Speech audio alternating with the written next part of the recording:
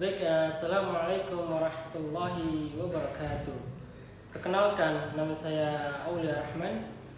Di sini saya akan reaction video atau PPT dari saudara Wazir Hamid yang menerangkan buku yang berjudul tentang akhlak tasawuf. Kemudian untuk temanya tentang menyelami kesucian diri, yang ditulis oleh Dr. Lalu Muhammad Nurul Mawtani MPDI. Kemudian dan diterbitkan oleh Forum Pemuda Pancasila. Jadi pada PPT saudara Hamid ini menerangkan mengenai moral. Jadi apa sih pengertian dari moral tersebut? Moral itu adalah panduan perilaku yang membedakan mana yang benar dan mana yang salah, serta mana yang baik dan mana yang buruk. Moral itu tidak hanya terkait dengan tindakan, tetapi juga melibatkan emosi dan kognisi. Kemudian kita berbicara mengenai moral. Banyak yang bertanya bagaimana sih moral dalam kehidupan sehari-hari itu. Jadi dengan berdirinya di sini saya akan menerangkan secara singkat, padat dan jelas tentunya mengenai moral dalam kehidupan kita sehari-hari. Jadi moral dalam kehidupan kita sehari-hari itu bersifat nyata dan tercermin dalam tingkah laku di masyarakat. Kemudian standar moral itu sendiri diukur dengan norma dan adat istiadat yang berlaku. Kemudian seseorang itu dianggap bermoral ketika perilakunya baik dengan sesuai dengan norma tersebut.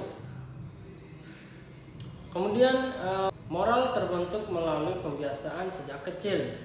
Perilaku itu bermoral tidak muncul secara tiba-tiba, akan tetapi dibentuk melalui pendidikan keluarga, lingkungan sekolah, dan masyarakat. Semakin baik pembiasaan sejak dini, maka semakin kuat juga karakter moral seseorang. Kemudian moral itu berkaitan dengan tanggung jawab pribadi dalam kehidupan sehari-hari. Seseorang itu dianggap bermoral ketika ia mampu mempertanggungjawabkan setiap perbuatannya, baik yang terlihat oleh orang lain maupun yang dilakukan secara pribadi.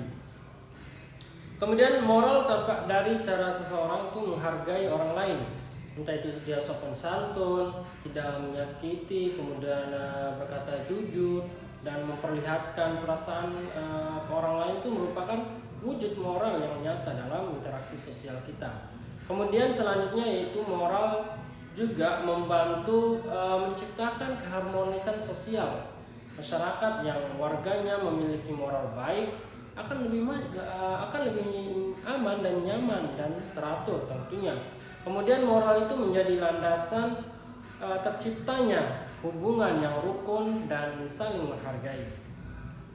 Kemudian selanjutnya adalah moral itu dipengaruhi oleh nilai agama dan budaya dalam konteks masyarakat Indonesia.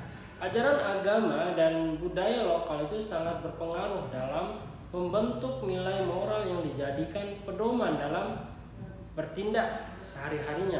Kemudian yang selanjutnya adalah moral itu menuntut konsistensi seseorang.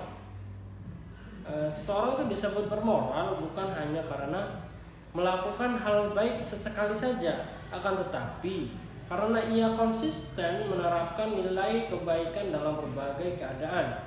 Bahkan ketika tidak ada yang melihat, dia selalu berkonsisten dalam perbuatan baik. Mungkin hanya itu yang bisa saya sampaikan dan saya jelaskan mengenai akhlak tasawuf, mengenai menyelami kesucian diri ini, yang dimana saya mereaction video dari saudara Wazir Hamid. Sekian, wassalamualaikum warahmatullahi wabarakatuh.